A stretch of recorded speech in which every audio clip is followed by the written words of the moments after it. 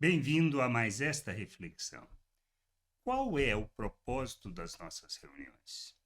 Nós estamos equivocados quando pensamos religiosamente e não entendemos a razão, o motivo das reuniões. E quando não entendemos, nós passamos a pensar ou melhor, ter a expectativa de algo espiritual que na realidade nada mais é de que uma reação de sentimento, de atitude, pensar no aspecto religioso e não naquilo que é de fato o propósito das nossas reuniões. Chamamos equivocadamente algumas de até mesmo de culto ao Senhor. E não é culto ao Senhor. Culto ao Senhor é outra coisa, outra realidade que Paulo, por exemplo, nos ensina na carta aos Romanos. E a gente precisa ter uma noção clara, pois culto a Deus se trata da nossa oferta em favor da vontade do Pai, para que haja o realizar desta vontade por meio de nossas vidas, como Cristo. Por isso, a transformação do entendimento é fundamental para a gente experimentar esta boa, perfeita e agradável vontade de Deus para as nossas vidas. E o culto racional, o culto com entendimento, o culto que agrada a Deus, se traduz na oferta que fazemos dos nossos membros em favor da vontade de Deus, ou seja, o quanto nós nos oferecemos a Deus para cumprir e realizar a sua vontade e priorizamos isso. É isso que a gente precisa entender. Este é o culto. As reuniões têm outro propósito. Qual é o propósito da reunião? A edificação. É sim a oferta de alguns em favor de todos aqueles que estão ali para a edificação da igreja. Então, tudo o que fizermos nesta reunião deve ter o único propósito, a edificação daqueles que ainda são imaturos, para o crescimento espiritual, para o entendimento da vontade de Deus e para que vivam como filhos de Deus. Isto é o que Paulo nos ensina na primeira carta aos Coríntios, quando ele fala acerca das reuniões, da maneira como devemos reunir, o que devemos fazer, como devemos fazer, principalmente fazer com decência e ordem as coisas, mas com foco, a edificação, o crescimento, o amadurecimento.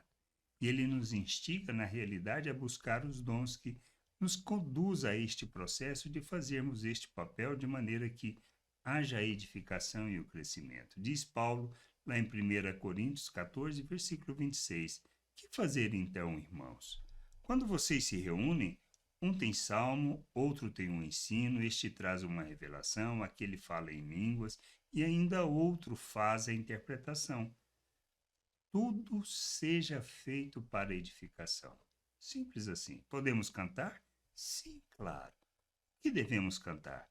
Que fala as Escrituras, ou seja, ela deve traduzir a vontade de Deus, traduzir quem é o nosso Deus, seu plano, sua vontade, sua graça revelada a nós.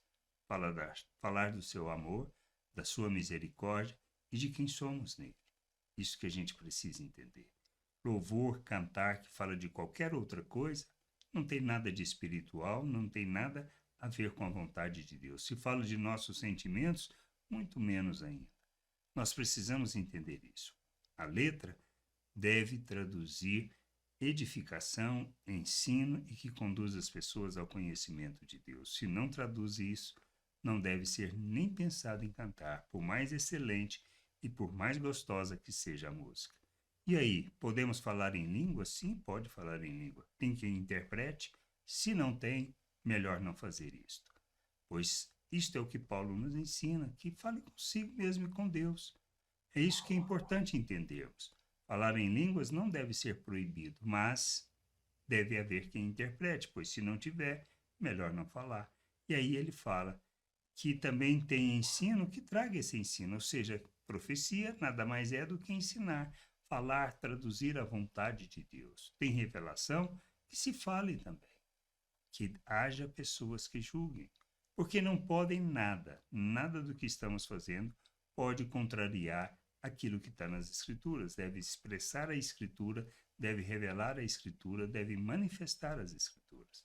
Se entendermos isso e caminharmos nessa direção, expressa nossa maturidade, nosso entendimento e revela a vontade de Deus. Que a gente possa caminhar nesta direção. caminhar naquilo que seja a vontade e o querer do Pai. Que a gente possa fazer o que é bom para a edificação, para o crescimento do corpo e para a maturidade. Agora, se todos formos imaturos, certamente não cumpriremos nada disso, não faremos nada disso e acharemos que as reuniões é um culto a Deus e não é culto a Deus. É parte do processo do culto a Deus quando oferecemos nossas vidas para a edificação uns dos outros, que traga ensino relevante e que faça diferença na vida das pessoas.